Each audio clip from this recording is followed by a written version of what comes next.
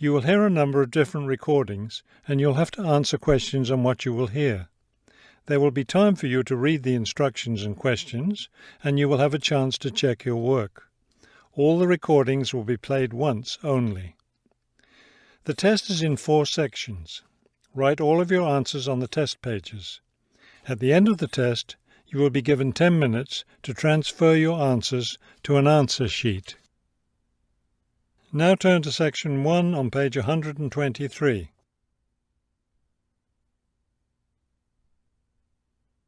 Section 1. You will hear a man arranging to get a telephone connection. First, you have some time to look at questions 1 to 4 on page 123.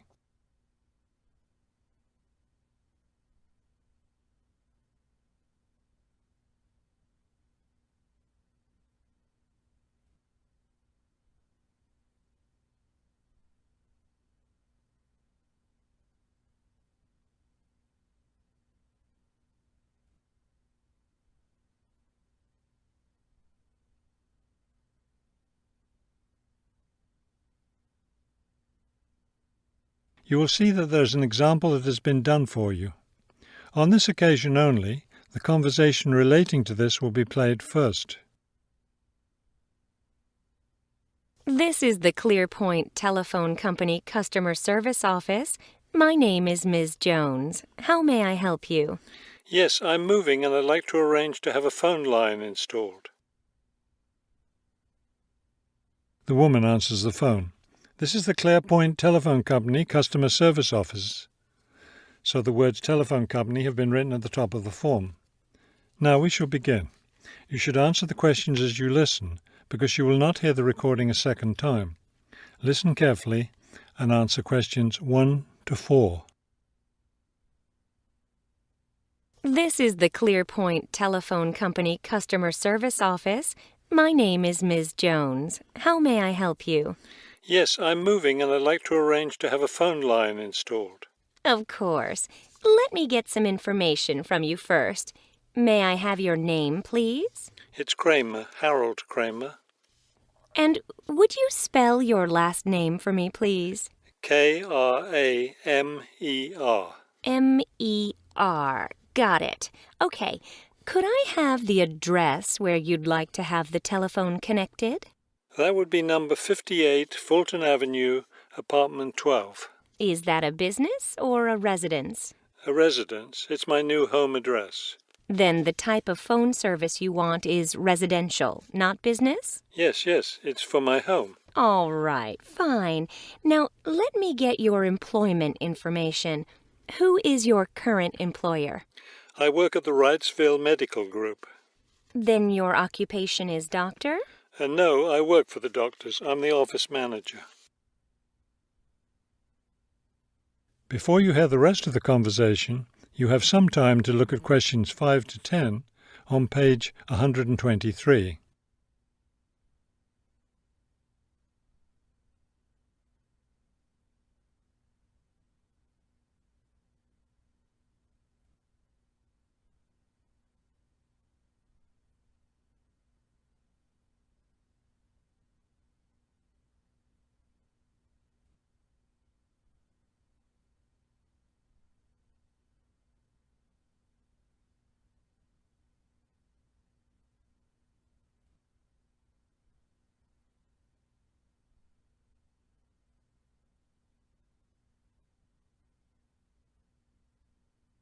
Now listen and answer questions 5 to 10. Okay. And could I have your work phone number? It's 637-555-9014. 9014. Great. Just one more thing. I need to know how long you've been at your current job. I've been working there for quite a while now. Let me see. 9, that's right, 9 years. Okay, good. You've been there long enough, so I don't need to ask about any other work history. Now, in addition to our basic phone service, we have several special services available. Could you explain them to me? Most customers opt for unlimited long-distance service. It really saves you money if you make a lot of long-distance calls. That sounds like a good idea. Then I'll put you down for long-distance service. Another popular service is voicemail. Voicemail takes all your messages electronically, and all it takes is one simple phone call to retrieve them. Voicemail. No, I don't think so. I have an answering machine to take my messages. It's old, but it still works fine. We also provide internet service if you're interested in that. I am. Please put me down for internet as well as phone service. Right. Okay, I think we're almost finished. I just need to schedule a time for the technician to go to your apartment and do the installation. Let me see. What about next Tuesday? Would that work for you? No, not Tuesday. I'll be at a conference all day. Wednesday would work, though. I'm afraid I won't have any technicians in your area on Wednesday. I could send someone on Friday. That would be fine.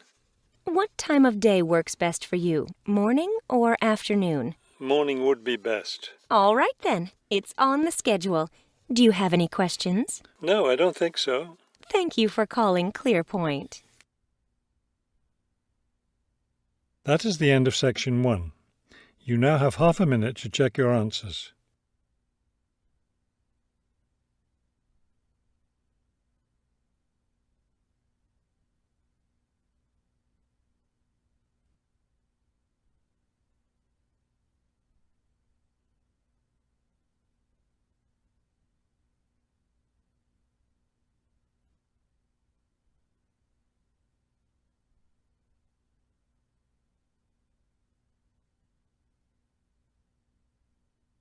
Now turn to section 2 on page 124.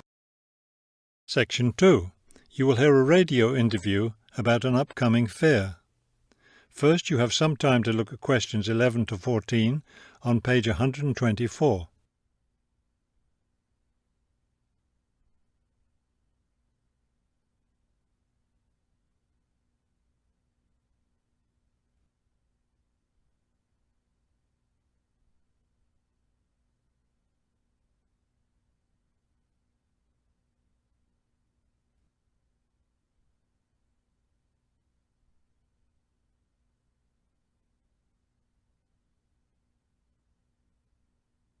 As you listen to the first part of the talk, answer questions 11 to 14. Good afternoon and welcome to City Hour, the radio show that brings you all the latest information about events in and around our city. Today we have with us Cynthia Smith, who is heading up this year's City Fair. Cynthia, would you start by giving us some of the basic information about the fair?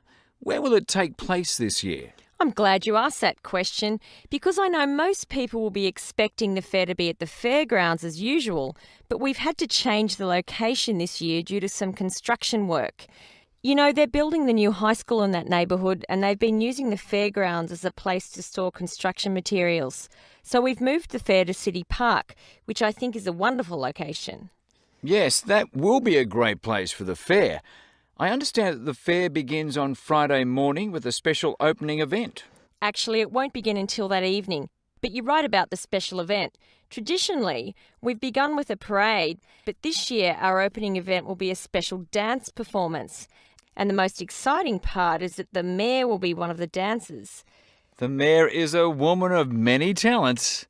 Cynthia, could you tell our listeners about the price of admission? What will it cost to attend the fair? We're trying to keep the price down as much as possible. A 3-day pass is just $25, or you can buy a Saturday or Sunday only pass for $15. The opening event on Friday, the dance performance, doesn't cost anything to attend, and we're hoping a lot of people will come to watch that. Before you hear the rest of the talk, you have some time to look at questions 15 to 20 on page 124.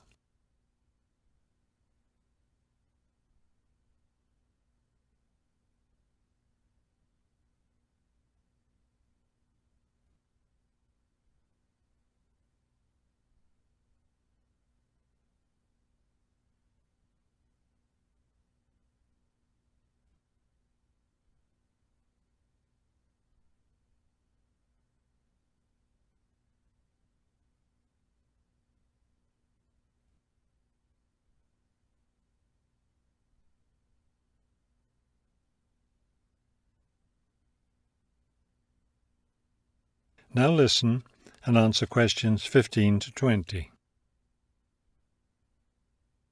Could you tell us about some of the events planned for Saturday and Sunday, the main days of the fair? We have a lot of exciting things planned. There are a number of events especially for children, including a clown show on Saturday afternoon. On Saturday evening, we've got an event that can be enjoyed by the whole family, a concert by the lake. I'm sure that will be a popular event. Is there anything special planned for Sunday? Yes, a really fun event, and we hope a lot of people will participate. There'll be a singing contest in the afternoon. It's open to everyone at no charge. It doesn't matter whether you're an experienced singer or not.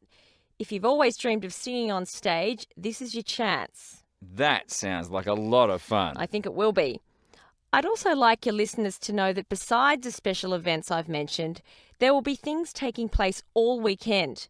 For example, at the food court, international food will be served. You'll be able to sample dishes from all around the world. There will also be special games for children at different locations around the fair.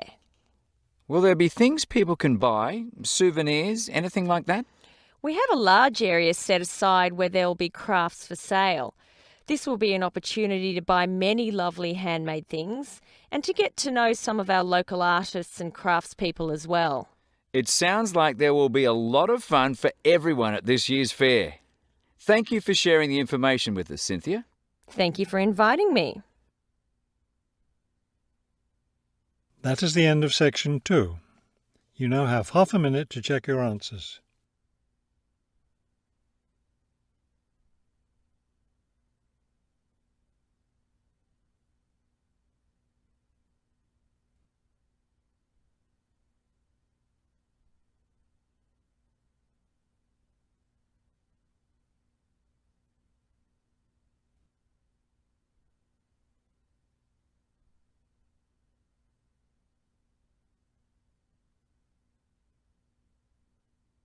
Now turn to section 3 on page 100. Section 3. You will hear a conversation between a prospective student and a university advisor about applying to enter the university.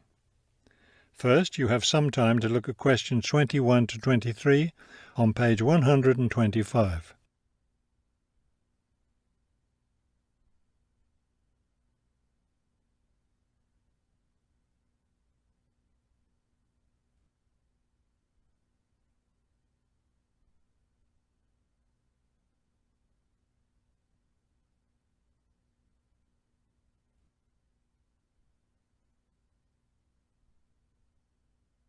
As you listen to the first part of the conversation, answer questions 21 to 23. I'm interested in entering your business administration program, and I'd like some information on how to apply. I'm a little concerned because I've been out of school for a number of years. That could actually work to your advantage. It's possible to get academic credit for work experience if that experience is related to courses in our program. I've been working in business for several years. How would I get academic credit for that? First, you'll need to read the university catalogue to see if any of the course descriptions match your specific job experience. For example, if you've worked in accounting, you may be able to get credit for an accounting course. So then what would I do? You would write a summary of your work experience, relating it to specific courses we offer. Submit that to the admissions office with a letter from your work supervisor confirming your experience. Before you hear the rest of the conversation, you have some time to look at questions 24 to 30 on page 125.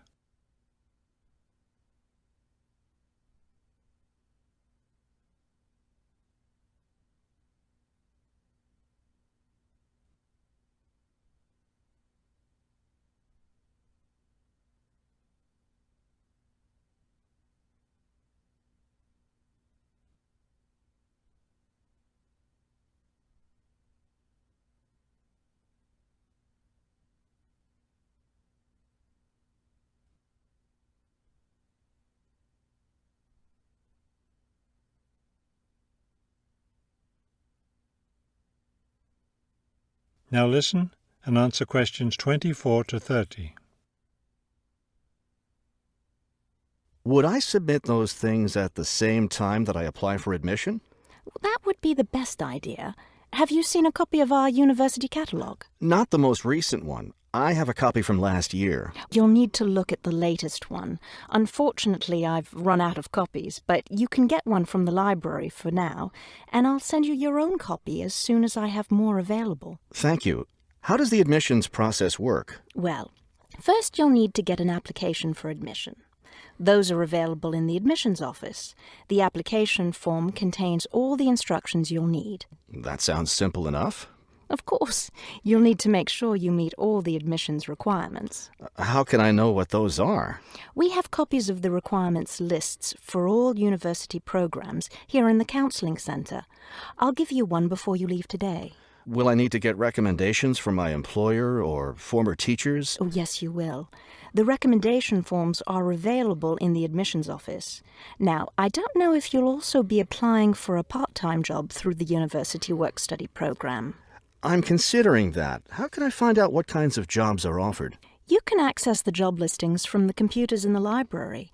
Are you planning to study full-time or part-time? I want to be a full-time student. Good. Then you'll qualify for the work-study program. Part-time students aren't eligible.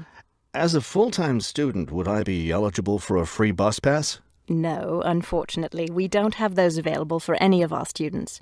However, you can apply for financial assistance to help pay for your books or for your tuition. I'd like to look into that. Do I apply for that at the admissions office? No, that's through us. You'll need to make an appointment with a counselor. That is the end of section 3. You now have half a minute to check your answers.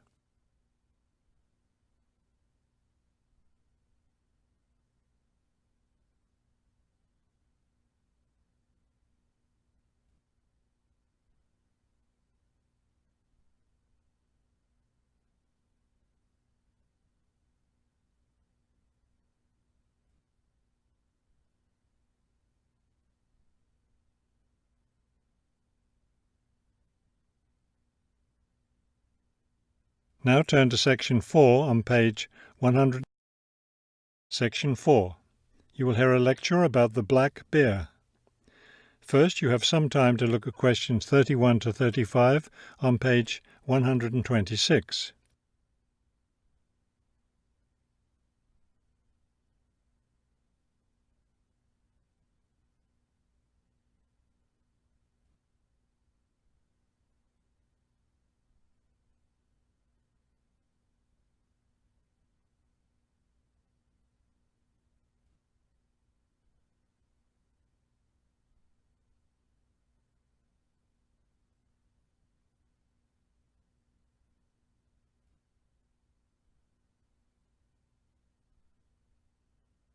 Now listen carefully and answer questions 31 to 35. The black bear, or Ursus americanus, has a wide range inhabiting forested areas of North America, including Canada, the United States, and parts of northern Mexico. Black bears are omnivores, getting their nutrition from a wide variety of plants and animals. The particular foods any one bear eats depends on what's available in the area where that bear lives, as well as on the season of the year. Generally speaking, plant foods make up 90% of the bear's diet. The rest of its meals consist of animal foods, such as insects and fish. Bears have a relatively long gestation period. Mating takes place in the spring or early summer, but bear cubs aren't born until the following winter.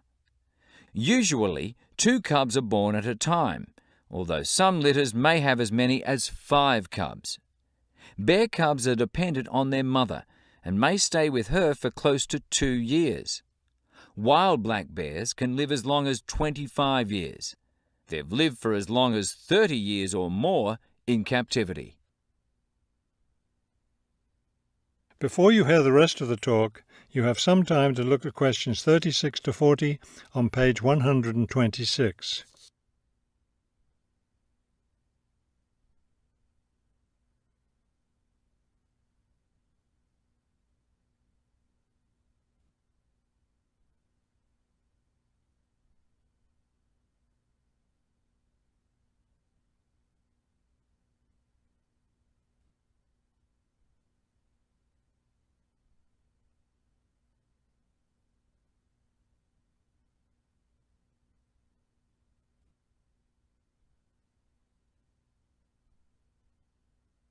Now listen carefully and answer questions 36 to 40.